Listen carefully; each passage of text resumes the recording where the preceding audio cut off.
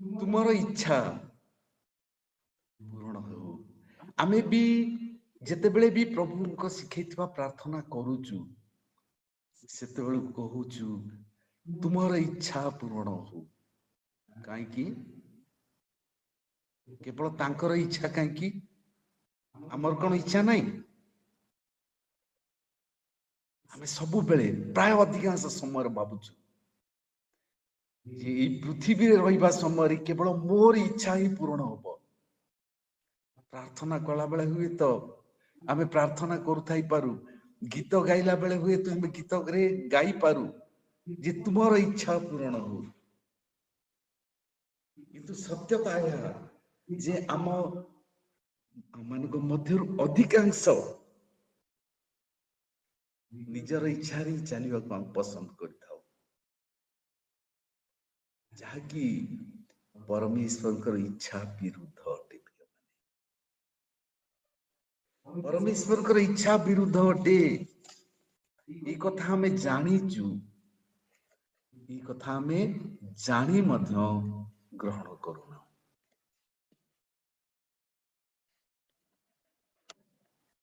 आम जदि एबे जदि पचारा जाए जे आम मध्यरु जो माने ईश्वर को इच्छा रे चालुचंती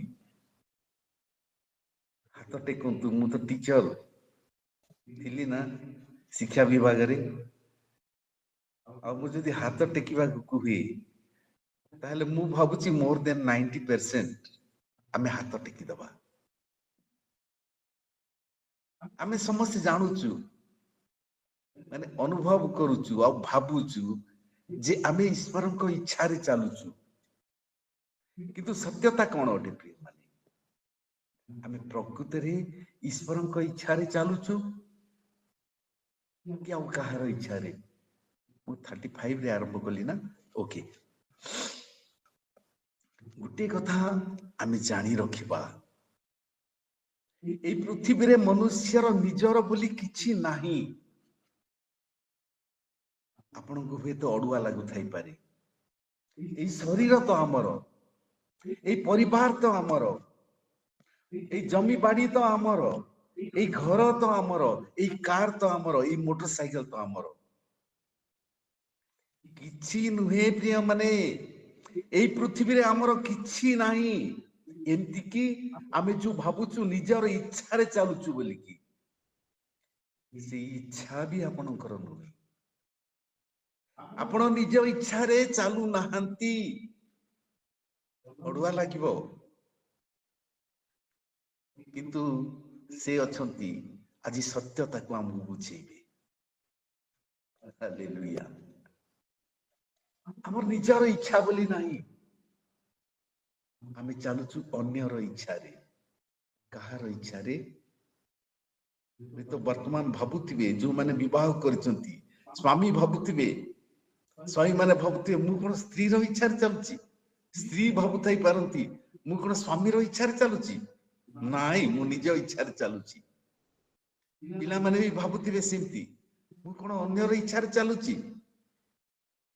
यस प्रिय माने, आमे निज इच्छा रे गोटे सेकेंड मत चालू नाओ। ई कथा जानी रखिबा, कहार इच्छा रे चालुची। इधर तांको इच्छा रे नचेत तार इच्छा रे, परमेश्वरंकर इच्छा रे किंबा शैतान रो इच्छा रे। ए कथा मन रखिबा। आसंतु ईश्वर वाक्य कोन कुहे जोहन 5 पर्व तार 19 पद रे कोन लिखा जाय टिके देखिबा। जेने जीसु सेମାନଙ୍କୁ उत्तर देले, सत्य सत्य ମୁଁ ତୁମମାନଙ୍କୁ କହୁଅଛି, ପୁତ୍ର ପିତାଙ୍କୁ ଯାହା କରିଥିବା ଦେଖନ୍ତି, ତାହା ଛଡ଼ା ସେ ଆପଣଙ୍କୁ କିଛି ହିଁ କରିପାରନ୍ତି ନାହିଁ, କାରଣ ସେ ଯାହା ଯାହା କରନ୍ତି ପୁତ୍ର ମଧ୍ୟ ସେହି ସବୁ ସେ ପ୍ରକାର କରନ୍ତି। हालेलुया। 5 और 19 रे लिखा जाए जे परमेश्वर जहा करंती पुत्र ମଧ୍ୟ से प्रकार करंती। किंतु ता पूर्व कोन लिखा जायछि? सत्य सत्य मु तुम माननकु कहू अछि, पुत्र ପିତାଙ୍କୁ ଯାହା କରୁଥିବା ଦେଖନ୍ତି ତାହା ଛଡା ସେ ଆପଣାରୁ କିଛି ହିଁ କରିପାରନ୍ତି ନାହିଁ।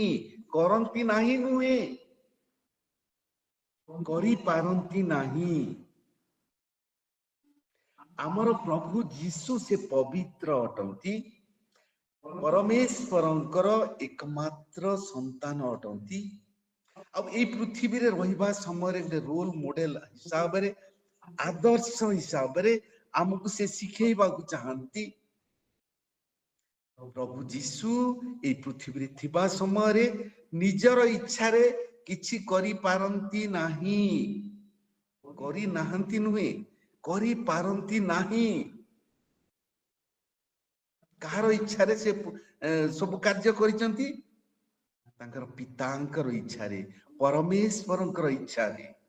ହାଲେଲୁୟା। ଯଦି ସେ ଚାହିଁଥାନ୍ତେ ନିଜର ଇଚ୍ଛାରେ କରିପାରିଥାନ୍ତେ, କାରଣ ସେ ହିଁ ଈଶ୍ୱର ଅଟନ୍ତି, ପରମେଶ୍ୱରଙ୍କର ଏକମାତ୍ର ସନ୍ତାନ ଅଟନ୍ତି। ସେ ନିଜର ଇଚ୍ଛାରେ କରିପାରିଥାନ୍ତେ, କିନ୍ତୁ ନାଇଁ ପ୍ରିୟ ମାନେ, ଏଇ ପୃଥିବୀରେ ଆମର ନିଜର ଇଚ୍ଛା ବୋଲି ମଧ୍ୟ କିଛି ନାହିଁ। ଏଇଦର ଆମେ ଚାଲିବା ଈଶ୍ୱରଙ୍କ ଇଚ୍ଛାରେ, ନଚେତ ଶୈତାନର ଇଚ୍ଛାରେ। ଏଇ ପୃଥିବୀରେ କେବଳ ଦିଟା ଇଚ୍ଛା ହିଁ ଚାଲିଛି।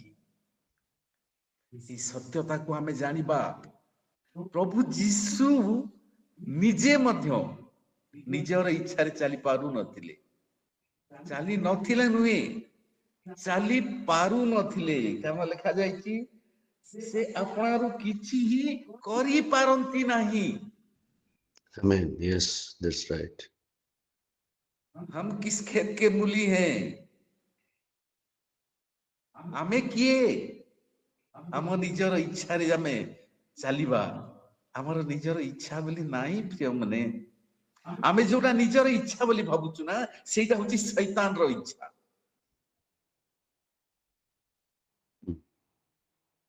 ୟେସ୍, ବୁଝିବାକୁ ଚେଷ୍ଟା କରିବା ଆଜି।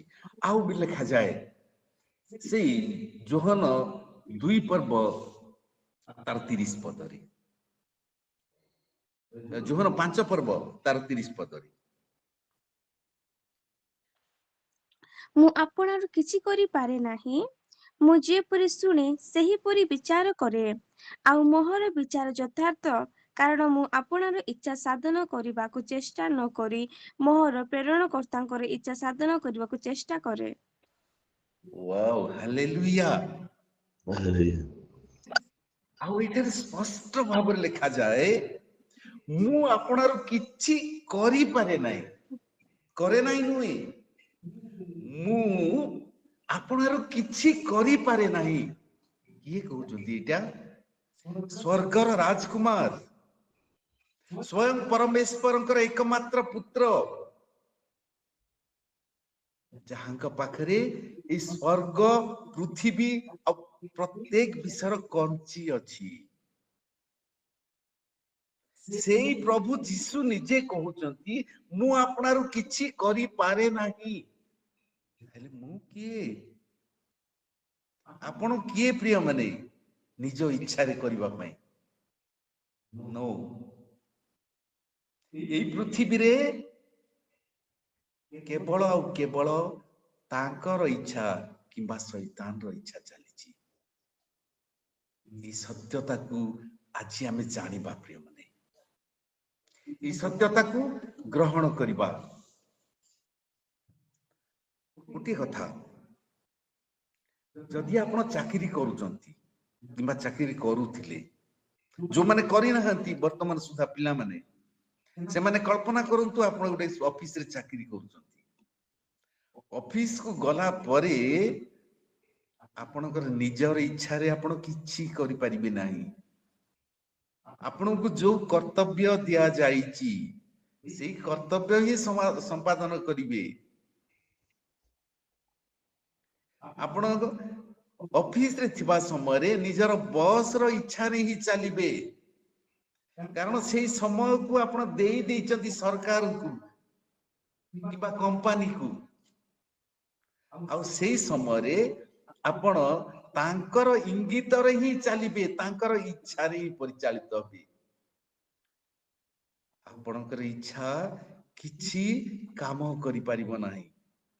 ଭାବୁଛନ୍ତି ଚାକିରିରୁ ଆସିବା ପରେ ତାପରେ ତ ଯାହା ମୁଁ କରିବି ତାହା ମୋର ଇଚ୍ଛାରେ କରିବି ନା। এই স্টেটমেন্ট ମଧ୍ୟ ସମ୍ପୂର୍ଣ୍ଣ ରୂପେ ଭୁଲ ଅଟେ ପ୍ରିୟମାନେ। ମୁଁ ବାରମ୍ବାର ଆଜି କହିବାକୁ ଚାହେଁ ଯେ ଆମ ନିଜ ଇଚ୍ଛାରେ ଆମେ ଚାଲୁନାହୁଁ, ଆମେ ଯାହା ସହିତ ସଂଯୁକ୍ତ ଅଛୁ ତାର ଇଚ୍ଛାରେ ଚାଲୁଛୁ। ଅଫିସ ସହିତ ଆମେ ସଂଯୁକ୍ତ ଅଛୁ, ଡିପାର୍ଟମେଣ୍ଟ ସହିତ ସଂଯୁକ୍ତ ଅଛୁ, ଡିପାର୍ଟମେଣ୍ଟର ଇଚ୍ଛାରେ, ବସର ଇଚ୍ଛାରେ ହିଁ ଆମେ ଚାଲୁଛୁ। ଆମେ ଯଦି ତାଙ୍କ ସହିତ ସଂଯୁକ୍ତ ଅଛୁ ତାଙ୍କର ଇଚ୍ଛାରେ ହିଁ ଚାଲିବା। ଆମେ ଯଦି ତା ସହିତ ସଂଯୁକ୍ତ ଅଛୁ, ବୁଝି ଯାଆନ୍ତୁ, ତାହେଲେ ଆମେ ତାର ଇଚ୍ଛାରେ ହିଁ ଚାଲିବା। ହାଲେଲୁୟା।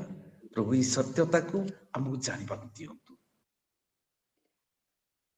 ଆମେ କେବେ ନିଜ ଇଚ୍ଛାରେ ଚାଲିନାହୁଁ, କି ବର୍ତ୍ତମାନ ଚାଲୁନାହୁଁ, କି ଭବିଷ୍ୟତରେ ବି ଚାଲିବାର ସମ୍ଭାବନା ନାହିଁ। କାରଣ ଆମର ନିଜର ବୋଲି ଇଚ୍ଛା କିଛି ନାହିଁ, ଆମର ନିଜର ବୋଲି ଶରୀର ବି ନାହିଁ, ଆମର ନିଜର ବୋଲି ଧନ ସମ୍ପଦ କିଛି ନାହିଁ। ଯଦି ଥାନ୍ତା ତାହେଲେ ଏଇ ପୃଥିବୀକୁ ଛାଡିକି ଗଲା ବେଳକୁ ସେଇ ସବୁ ଆମେ ନେଇକି ଯାଇଥାନ୍ତୁ। ୟେସ୍ ପ୍ରିୟମାନେ, ଡ୍ରାଇଭର ଯୁଆଡେ ଚାହେଁ ଗାଡିକୁ ସିଆଡେ ନିଏ। ଗାଡି ମନେ କରନ୍ତୁ ମୋ ପାଖରେ ଗୋଟେ କାର ଅଛି, କାର ନିଜ ଇଚ୍ଛାରେ କେବେ ହେଲେ କୁଆଡେ ଯାଇପାରିବ ନାହିଁ। ଡ୍ରାଇଭରର ଇଚ୍ଛାରେ ସେ ତାକୁ ପରିଚାଳିତ କରେ। ହଁ, ଆମର ଏଇ ଶରୀର ଆମେ ନିଜେ, ଯାହାକୁ ଆମେ ନିଜେ ବୋଲି ଭାବୁଛୁ, ଏଇଟା ମୁଁ ବୋଲି ଭାବୁଛୁ, ଆମେ କାର ଠାରୁ ଭିନ୍ନ ନୁହେଁ ପ୍ରିୟମାନେ। କାର ଠାରୁ ଆମେ ଭିନ୍ନ ନୁହେଁ। ଏଇ ଶରୀର ଯେତେ ଦିନ ପର୍ଯ୍ୟନ୍ତ ଏ ଭିତରେ ନିଜର ପ୍ରାଣ ରହିଛି, ସେତେ ଦିନ ପର୍ଯ୍ୟନ୍ତ ଆମେ ଦି ଜଣଙ୍କ ଇଚ୍ଛା ଭିତରୁ ଜଣଙ୍କର ଇଚ୍ଛାରେ ହିଁ ପରିଚାଳିତ ହଉଛୁ।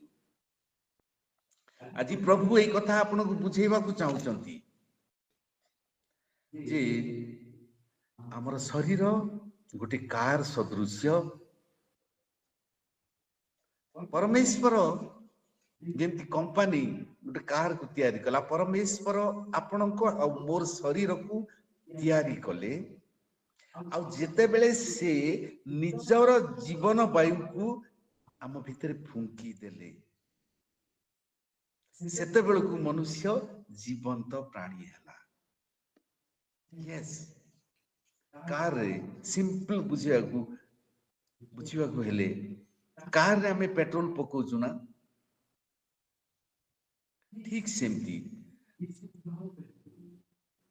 ଯଦି ଆମେ ପକେଇବା, ଆମର କାର ଇଞ୍ଜିନ ଭଲ ରହିବ, ଠିକ ଭାବରେ ଚାଲିପାରିବ। ସେମିତି ଆମକୁ ତିଆରି କଲା ବେଳେ ଯୋଉ ଆତ୍ମାକୁ ଆମର ନାସାରନ୍ଧ୍ର ଦେଇକି ପରମେଶ୍ୱର ଫୁଙ୍କି ଦେଲେ, ଯାହାକୁ ଆମେ ଜୀବନ ବାୟୁ କହୁଛୁ, ଯୋଉ ଜୀବନ ବାୟୁ ଭାବି ନେବା ଜୀବନ ବାୟୁ, କିନ୍ତୁ ସେଟା ହଉଛି ପ୍ରକୃତରେ ତାଙ୍କର ଆତ୍ମା। କାରଣ ଲେଖାଯାଏ, ମୃତ୍ୟୁ ଆମେ ଯାହା କହୁଛୁ, ଆତ୍ମା ଦାତାଙ୍କ ନିକଟକୁ ଆତ୍ମା ଫେରିଯିବ, ଆଉ ସେଇ ଆତ୍ମା ଏଇ ଶରୀରକୁ ଛାଡି ଚାଲିଯିବାକୁ ଆମେ ମୃତ୍ୟୁ ବୋଲି କହୁଛୁ। ଏହାର ଅର୍ଥ ପରମେଶ୍ୱର ନିଜର ଆତ୍ମାକୁ, ଯାହାକୁ ଆମେ ପ୍ରାଣବାୟୁ କହୁଛୁ, ତାକୁ ସେ ଆମ ଭିତରକୁ ଫୁଙ୍କି ଦେଲେ। ଯେମିତି ଗୋଟେ ନୂଆ ଗାଡି କିଣିଲା ପରେ ଆମେ ନୂଆ ପେଟ୍ରୋଲ ପମ୍ପରେ ଭଲ ପେଟ୍ରୋଲ, ଯୋଉଠି ଅମିଶ୍ରିତ ପେଟ୍ରୋଲ ମିଳୁଛି, ସେଇ ପେଟ୍ରୋଲ ପମ୍ପରେ ଯାଇକି ତେଲ ପକଉଛୁ। ୟେସ୍, ମୁଁ ଟିକେ ଶୀଘ୍ର ଯିବି। ଠିକ ସେମିତି केतेबेले जदि कहीं नहीं थाए गाड़ी और सेई गाड़ी रे मिश्रित पेट्रोल डीजेल मिशा पेट्रोल पके दिए ताहले गाड़ी रो अवस्था कोन हो प्रिय माने वाक्य रे कुहे ठीक एई विषय रे वाक्य रे लिखा जाए माथ्यू 13 पर्व 25 पद ମାତ୍ର ଲୋକେ ନିଦ୍ରା ଯାଇଥିବା ସମୟରେ ତାଙ୍କ ଶତ୍ରୁ ଆସି ସେହି ଗହମ ମଧ୍ୟରେ ବାଲୁଙ୍ଗା ବୁଣି ଦେଇ ଚାଲିଗଲା। यस এই বিষୟ ପ୍ରଭୁ ଯୀଶୁ ଯୋଉ ବାଳୁଙ୍ଗାର ଦୃଷ୍ଟାନ୍ତ ଦେଇଛନ୍ତି এই ବିଷୟରେ ଆମେ ସମସ୍ତେ ଜାଣିଛୁ এই ବିଷୟକୁ ଆମେ ଯିବା ନାହିଁ କିନ୍ତୁ ମନେ ରଖିବା ଉତ୍ତମ ବିହନ ବୁଣା ଯାଇଥିଲା କିନ୍ତୁ ଶତ୍ରୁ ଆସି ବାଳୁଙ୍ଗା ବୁଣି ଦେଇ ଚାଲିଗଲା ରାତିରେ ଆଜି ଠିକ ତାହା ହିଁ ହେଇଛି ପ୍ରିୟମାନେ ଯୋଉ ପବିତ୍ର ଆତ୍ମାକୁ ସେ ଆମ ଭିତରେ ସ୍ଥାପନ କଲେ ଫୁଙ୍କି ଦେଲେ ରାତିରେ ଅନ୍ଧକାର ରାତିରେ ଯେତେବେଳେ ଦେଖା ଯାଏ ନାହିଁ ଯେତେବେଳେ ଆମର ଚକ୍ଷୁ ବନ୍ଦ ହେଇଯାଇଥାଏ ଆମେ ଚେଇଁକି ମନ ଯେତେବେଳେ ଶୋଇବାର ଅଭିନୟ କରୁଛୁ ନ ଜାଣିବାର ଅଭିନୟ କରୁଛୁ ପବିତ୍ର ଆତ୍ମାଙ୍କୁ ପରମେଶ୍ୱରଙ୍କୁ ନ ଚିହ୍ନିବାର ଅଭିନୟ କରୁଛୁ ସେତିକି ବେଳେ ଶୈତାନ ଆମର ହୃଦୟ ଭିତରେ ଆମ ମନ ଭିତରେ ଫୁଙ୍କି ଦଉଛି ସେ ବି ଫୁଙ୍କୁଛି ଆମର କାନ ଦେଇକି ଆମର ମନ ଦେଇକି ଆମର ଭିତରେ ଇଚ୍ଛା ଜାଗୃତ କରଉଛି ଆଉ କଣ ସେ ଇଚ୍ଛା ପରମେଶ୍ୱରଙ୍କ ଆଜ୍ଞା ନୁହେଁ ତୁ ମୋର ଇଚ୍ଛା ପାଳନ କର ସେଦିନ ହବାକୁ ବି ସେ କହିଲା ପରମେଶ୍ୱରଙ୍କର ଇଚ୍ଛା ନୁହେଁ ପରମେଶ୍ୱର ତତେ ଭୁଲ କହିଛନ୍ତି ମୁଁ ତତେ ଯାହା କହୁଛି ପାଳନ କରେ ଏଇ ଫଳ ଯଦି ଖାଇବୁ ତାହେଲେ ତୁ ଈଶ୍ୱରଙ୍କ ପରି ହେଇଯିବୁ ବରେ ମିଛ ଆଜି ଆମେ ବି ଠିକ ସେମିତି ହଉଛୁ ପ୍ରିୟମାନେ ଆମର ନୂଆ ଗାଡିରେ ଆମେ ଡିଜେଲ ମିଶା ପେଟ୍ରୋଲକୁ ଢାଳି ଦଉଛୁ ଆଉ ସେଇ ପେଟ୍ରୋଲ ଯୋଗଉଛି ଶୈତାନ ଆମେ ତିଆରି ହେଇଛୁ ଗୋଟେ କାର୍ଯ୍ୟ ସକାଶେ କିନ୍ତୁ କରୁଛୁ ଗୋଟେ କାର୍ଯ୍ୟ ବ୍ୟବହୃତ ହଉଛୁ ଆଉ ଗୋଟେ କାମରେ ଗୋଟେ କଥା ମତେ କହନ୍ତୁ ଆପଣ କଣ ଚାହାନ୍ତି ଆପଣ ଅସୁସ୍ଥ ରହନ୍ତୁ ବୋଲି କେବେ ନୁହେଁ କୌଣସି ବ୍ୟକ୍ତି ଚାହାନ୍ତି ନାହିଁ ମୁଁ ରୋଗା ହେଇକି ରହିବି ଅସୁସ୍ଥ ହେଇକି ରହିବି କିନ୍ତୁ ଆମେ ରୋଗକୁ ଡାକି ଆଣୁଛୁ ପଲ୍ୟୁଟେଡ ଜଳବାୟୁରେ ଆମେ ରହୁଛୁ ଆମେ ଯୋଉ ଖାଦ୍ୟ ଜଙ୍କ ଫୁଡ ଯାକ ଖାଉଛୁ ଫାଷ୍ଟ ଫୁଡ ଖାଉଛୁ କଣ ଅଛି ସେଇଠି ପ୍ରିୟମାନେ ଗ୍ୟାଷ୍ଟ୍ରିକର ମୂଳ କାରଣ ତ ସେଇଆ ରୋଗ ଆରମ୍ଭ କରି ସେଇ ଜଙ୍କ ଫୁଡ ହେଲେ ବି ଆମକୁ ବହୁତ ଖୁସି ଲାଗୁଛି ପାଟିକି ସ୍ୱାଦ ଲାଗୁଛି ନା ଆମେ ଜାଣିଛୁ ଏହା ଖାଇଲେ ରୋଗ ହବ ତଥାପି ଏତିକି ଟିକେ ଖାଇଲେ କିଛି ହବ ନାହିଁ ଶୈତାନ ଆମକୁ ଭୁଲଉଛି ଆମେ ଭୁଲି ଯାଉଛୁ ଆଉ ସେଇ ଭୁଲ କରି ବସୁଛୁ ଯାହା ହବା କରିଥିଲେ ଆପଣ କଣ ଚାହାନ୍ତି ସମାଜରେ ଅପମାନିତ ହବା ପାଇଁ ନାଇଁ ନା କିନ୍ତୁ ଆମେ ଯୋଉ କାମ କରୁଛୁ ଅଧିକାଂଶ ସମୟରେ ଲୋକଙ୍କ ଆଖିରେ ଆମେ ଅପମାନିତ ହିଁ ହଉଛୁ କାରଣ ଆମର କାର୍ଯ୍ୟ ହିଁ ସେଇଆ ଅଟେ ସେମିତି ଆମେ କଣ ଚାହୁଁଛୁ କେହି କଣ କେବେ ଚାହେଁ ଯେ ମୁଁ ଆରେଷ୍ଟ ହେବି ମୁଁ ଜେଲ ଯିବି ନାଇଁ ତଥାପି ଆମେ ସେମିତି କାର୍ଯ୍ୟ କରୁଛୁ ଅଧିକାଂଶ ଲୋକ ସେଇପରି କାର୍ଯ୍ୟ କରନ୍ତି ଅବଶ୍ୟ କେତେ ଜଣ ଧରା ପଡିଛନ୍ତି କେତେ ଜଣ ଧରା ପଡି ନାହାନ୍ତି କିନ୍ତୁ ଆମେ ସେଇ କାର୍ଯ୍ୟ କରୁ ଯାହା କରିବା ଦ୍ୱାରା ଆମେ ସମାଜରେ ଅପମାନିତ ହଉ ଲୋକଙ୍କ ଆଖିରେ ଆମେ ନିନ୍ଦିତ ହଉ ଆମେ ଭୁଲ ରାସ୍ତାରେ ଯାଇଥାଉ ଯାହା ଆମକୁ ବିପଦ ମଧ୍ୟକୁ ଟାଣି ନେଇଥାଏ ଆମେ କଣ ଚାହୁଁଛୁ ଆମେ ଆକ୍ସିଡେଣ୍ଟ ମରିବା ବୋଲି ନାଇଁ ନା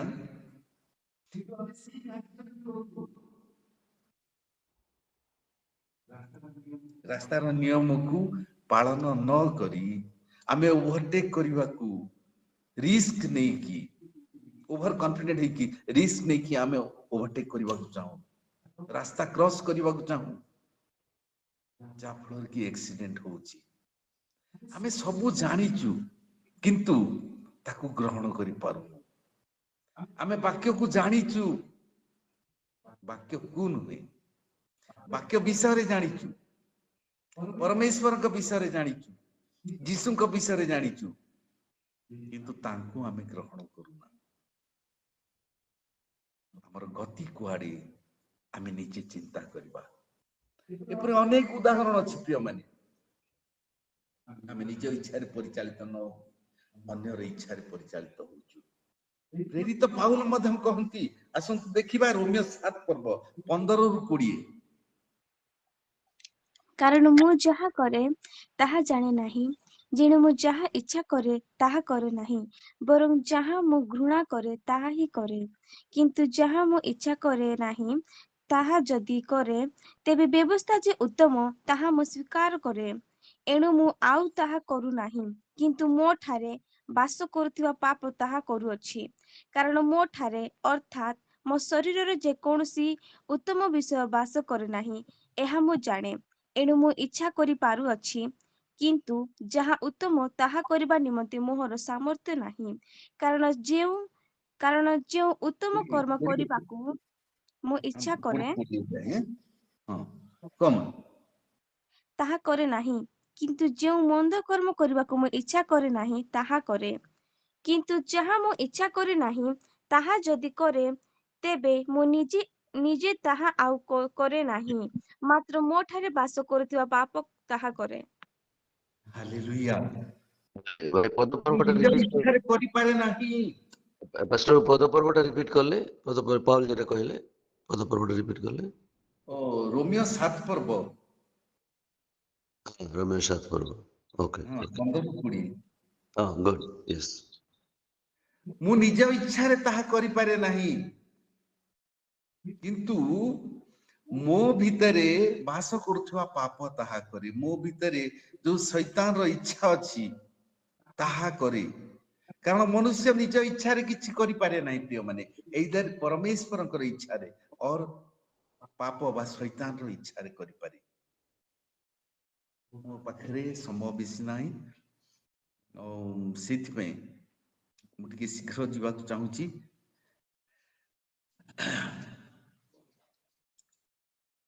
ଠିକ ଅଛି, ଆମେ ସତ୍ୟତାକୁ ଜାଣିଛୁ, ସତ୍ୟତା ବିଷୟରେ ଜାଣିଛୁ, ସତ୍ୟତାକୁ ଜାଣିନୁ କି ଆମେ ତାକୁ ଗ୍ରହଣ କରିନୁ, କାରଣ ଆମର ଜ୍ଞାନର ଅଭାବ ଅଛି। ହୋସିୟ 4 ପର୍ବ 6 ପଦରେ ଲେଖାଯାଏ, କଣ ଲେଖାଯାଏ ମା? ଆମ୍ଭର ଲୋକମାନେ ଜ୍ଞାନର ଅଭାବ ସକାଶୁ ବିନଷ୍ଟ ହେଉଅଛନ୍ତି। କାରଣ ତୁମେ ଜ୍ଞାନ ଅଗ୍ରାହ୍ୟ କରିଅଛ, ଆମ୍ଭେ ମଧ୍ୟ ତୁମକୁ ଅଗ୍ରାହ୍ୟ କରିବା, ତହିଁରେ ତୁମେ ଆମ୍ଭର ଯାଜକ ହେବ ନାହିଁ। ତୁମେ ଆପଣା ପରମେଶ୍ୱରଙ୍କ ବ୍ୟବସ୍ଥା ପାସରିବାରୁ ଆମ୍ଭେ ମଧ୍ୟ ତୁମ ସନ୍ତାନଗଣକୁ ପାସରି ପକାଇବା। ହାଲେଲୁୟା। ଜ୍ଞାନର ଅଭାବରୁ ଆମର ଲୋକମାନେ ବିନଷ୍ଟ ହଉଛନ୍ତି। ଜ୍ଞାନ ଏହା ଯେ ଆମେ ଯୋଉ ଭାବୁଛୁ ଆମେ ନିଜର ଇଚ୍ଛାରେ ଚାଲୁଛୁ, ଆମେ ନିଜ ଇଚ୍ଛାରେ ନୁହେଁ, ଆମେ ଅନ୍ୟର ଇଚ୍ଛାରେ ଚାଲୁଛୁ। ଦୁଇଟି ଇଚ୍ଛା ଆଜି ଆମେ ଚୁଜ୍ କରିବାକୁ ପଡିବ, ପରମେଶ୍ୱରଙ୍କର ଇଚ୍ଛା କି ଶୈତାନର ଇଚ୍ଛା। ଆମେ ଜ୍ଞାନକୁ ଅଗ୍ରାହ୍ୟ କରିବା ନାହିଁ ପ୍ରିୟମାନେ। ଲେଖାଯାଏ ତୁମେ ଜ୍ଞାନକୁ ଅଗ୍ରାହ୍ୟ କରିଛ, ତେଣୁକରି ଆମେ ମଧ୍ୟ ତୁମକୁ ଅଗ୍ରାହ୍ୟ କରିବା। ହଁ ପ୍ରିୟମାନେ, ଜ୍ଞାନକୁ ଆମେ ଗ୍ରହଣ କରିବା, ତଦ୍ୱାରା ସେ ଆମକୁ ଗ୍ରାହ୍ୟ କରିବେ। ସତ୍ୟତାକୁ ଗ୍ରହଣ କରିବା, ସତର୍କ ହେଇଯିବା। କାରଣ ଯୋଉଟା ଓସାରିଆ ରାସ୍ତା ବୋଲି ଆମେ ଭାବୁଛୁ, ଯୋଉଟା ସୁନ୍ଦର ରାସ୍ତା ବୋଲି ଭାବୁଛୁ, ସେଇ ରାସ୍ତା ଆମକୁ ମୃତ୍ୟୁ ଆଡକୁ ନେଇଯାଉଛି।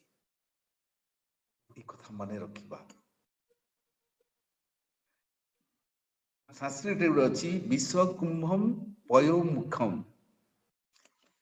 ହାଣ୍ଡି ଭିତରେ ପାତ୍ର ଭିତରେ ବିଷ ଭର୍ତ୍ତି ରହିଛି କିନ୍ତୁ ମୁହଁରେ ଅମୃତ ରହିଛି ଆଉ ସେଇ ଅମୃତକୁ ଦେଖି ଆମେ ଭୁଲି ଯାଉଛୁ।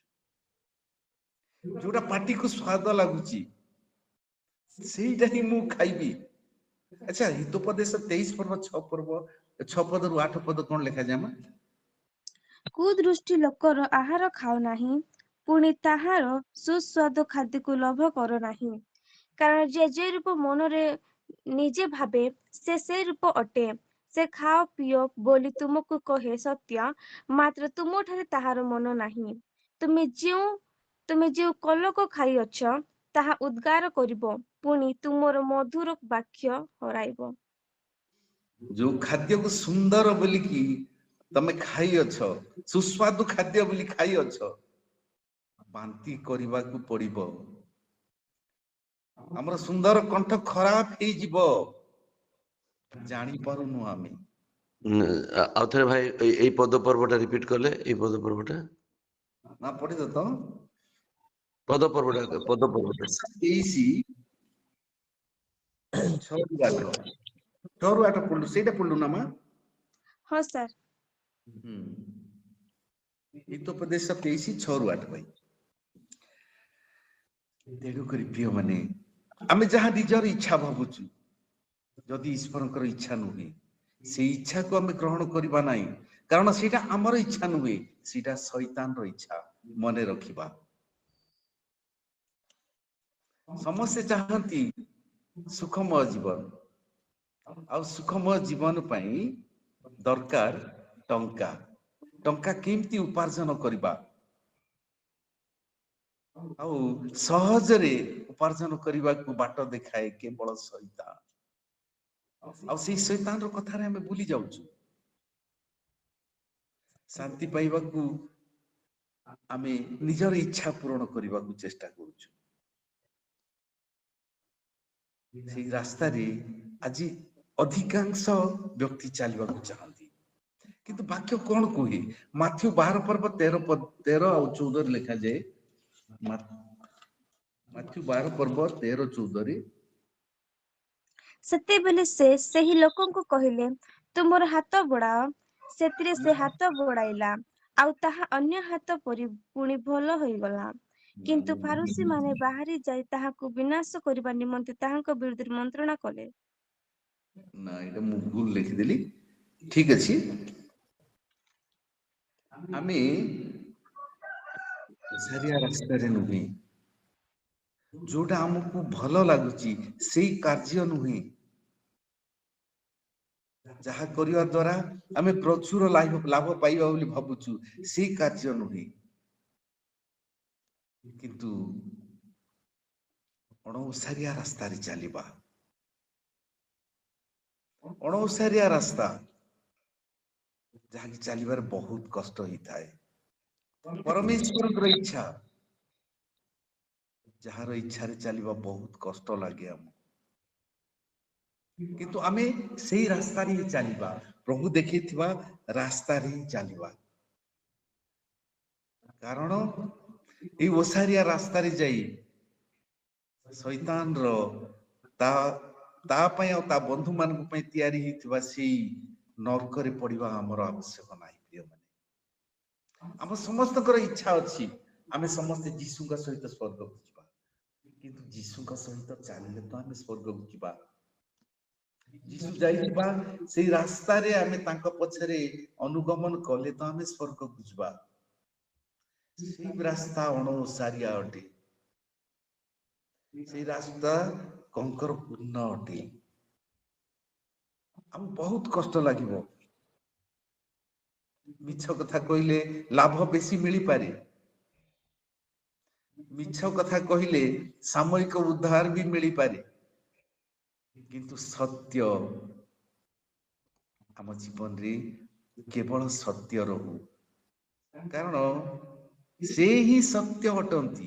ଆମ ଜୀବନରେ ଯଦି ସତ୍ୟ ଅଛି, ଆମ ଜୀବନରେ ପ୍ରଭୁ ଅଛନ୍ତି। ତାଙ୍କର ପଥ ଯଦି ଆମେ ଅନୁସରଣ କରୁ, ତାହେଲେ ଆମେ ଆମ ମନ ଭିତରେ, ଆମର ହୃଦୟ ଭିତରେ ଯୀଶୁଙ୍କୁ ସ୍ଥାନ ଦେଇଛୁ। ଆଉ ଯୀଶୁ ଯଦି ଆମ ଭିତରେ ଅଛନ୍ତି, ଜୀବନ ଆମ ଭିତରେ ଅଛି। ଯଦି ଆମ ଭିତରେ ଯୀଶୁ ନାହାନ୍ତି, ଆମ ଭିତରେ ଜୀବନ ମଧ୍ୟ ନାହିଁ। ହାଲେଲୁୟା। ମନେ ରଖିବା, ଯେତେ ଦିନ ପର୍ଯ୍ୟନ୍ତ ଆମେ ତାଙ୍କର ମହିମା ପ୍ରକାଶ କରିବା ଆମ ଶରୀରରେ,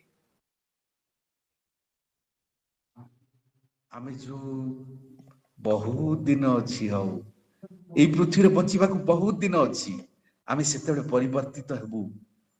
ମୁଁ ଆଉ କେତେ ବର୍ଷ ପରେ, ମୋର ତ ଏବେ ହେଇଛି 20 ବର୍ଷ, ଆଉ ଅତି କମରେ 60 ବର୍ଷ 50 ବର୍ଷ ବଞ୍ଚିବି।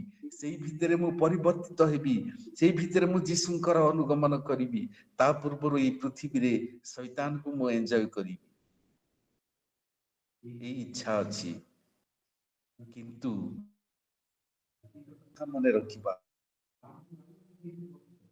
ବର୍ଷ ଆମେ ଏଇ ପୃଥିବୀରେ କେତେ ବର୍ଷ ରହିବା ଆପଣ ବି ଜାଣନ୍ତି ନାହିଁ, ମୁଁ ବି ଜାଣେ ନାହିଁ ମୁଁ କେତେ ବର୍ଷ ଏଇ ପୃଥିବୀରେ ରହିବି।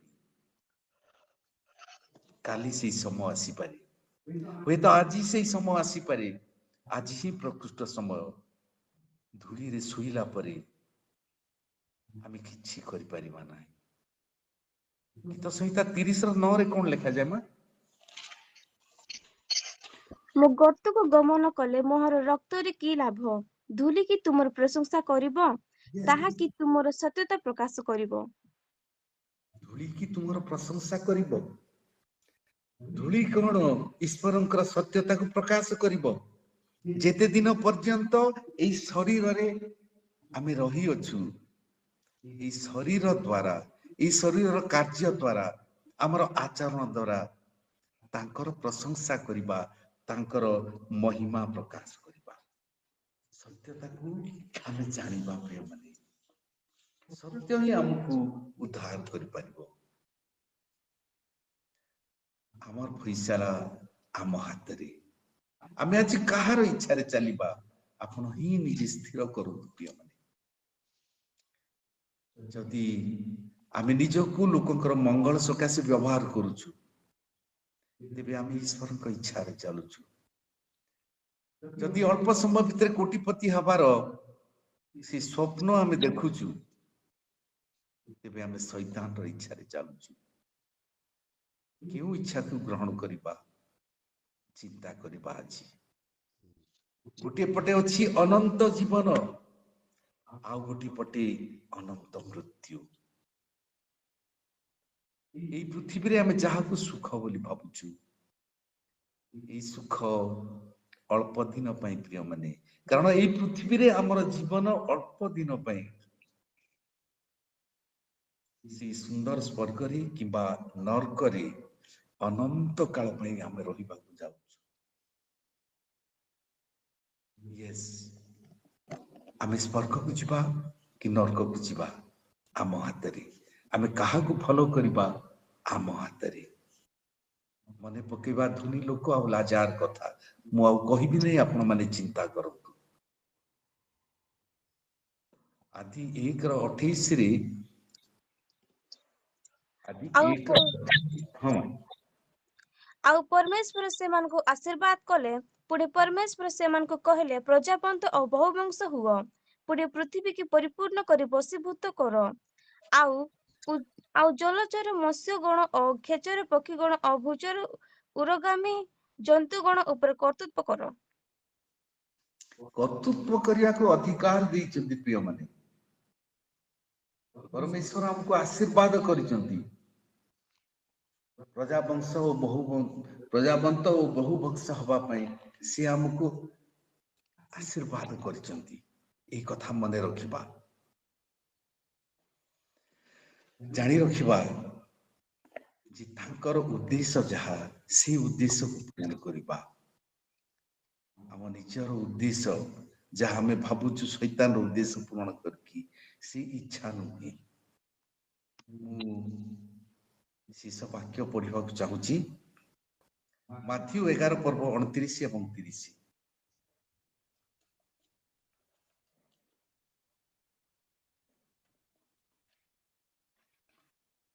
ମାଥ୍ୟୁ 11 ପର୍ବ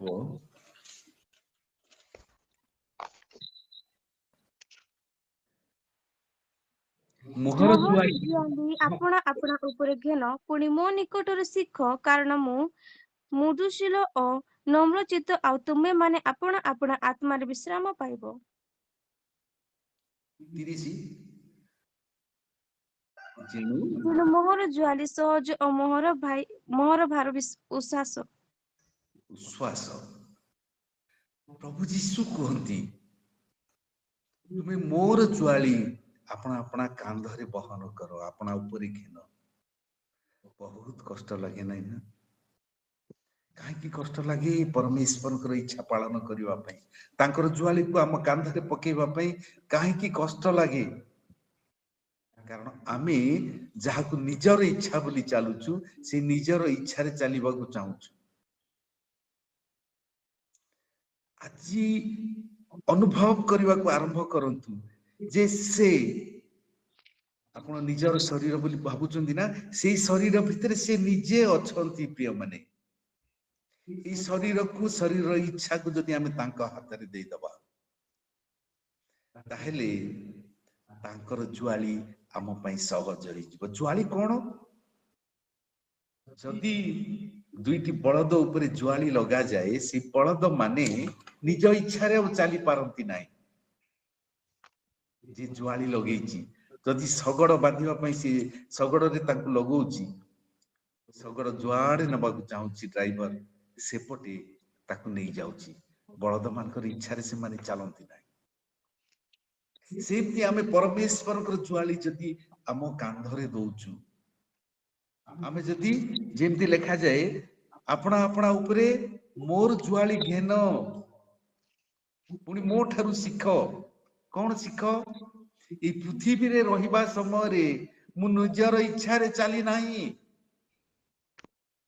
ଶୈତାନର ଇଚ୍ଛାରେ ଚାଲି ନାହିଁ। ମୋର ପିତା ଯାହା କରୁଥିଲେ ତାହା ଦେଖି ମୁଁ ତାହା କରୁଥିଲି। ମୁଁ ମୋର ପିତାଙ୍କର ଇଚ୍ଛାରେ ଚାଲିଛି। ଆଉ ତମେ ମୋ ଠାରୁ ଶିଖ। ମୋର ପିତାଙ୍କର ଜୁଆଳି, ମୋର ଜୁଆଳି ତମର କାନ୍ଧରେ ଘେନ। ଏଇ ଶରୀର ତମର ନୁହେଁ, ଏଇ ଶରୀର ମୁଁ ତମକୁ ରଖିଛି ଯତ୍ନ ନବା ପାଇଁ। ଏଇ ଶରୀରକୁ ମୋର ଇଚ୍ଛାରେ ଚାଲିବାକୁ ଛାଡି ଦିଅ। ହାଲେଲୁୟା। ଆଉ ପ୍ରିୟମାନେ, ଯଦି ତାଙ୍କର ଇଚ୍ଛାରେ ଚାଲିବା ପାଇଁ ଏଇ ଶରୀରକୁ ଆମେ ଛାଡି ଦଉଛୁ, ତାଙ୍କର ଜୁଆଳି ବହୁତ ସହଜ ହେଇଯିବ, ବହୁତ ହାଲୁକା ହେଇଯିବ। କାରଣ ଏଇ ଶରୀରକୁ ଯାହା ଆବଶ୍ୟକ ସେ ପୂରଣ କରିବେ। ଏଇ ଶରୀରକୁ ସେ ନିଜର ଇଚ୍ଛାରେ ଚଲେଇବେ। ଚିନ୍ତା କରିବାକୁ ପଡିବ ନାହିଁ, ଭାବିବାକୁ ପଡିବ ନାହିଁ କାଲି କଣ ଖାଇବି। ମୋର ପୁଅ ପାଠ ପଢୁଛି, ଆଉ କେତେ ଦିନ ପରେ କଲେଜ ଯିବ, ମେଡିକାଲ ପଢିବ, କୋଉଠୁ ପଇସା ଆଣିବି, ଚିନ୍ତା କରିବା ଆବଶ୍ୟକ ନାହିଁ। चिंता ना कर, चिंतन कर तू ए बंदे, यीशु पर विश्वास कर, न डर बंदे। तू चिंता करवा नहीं, ताकर ज्वाली को आम पर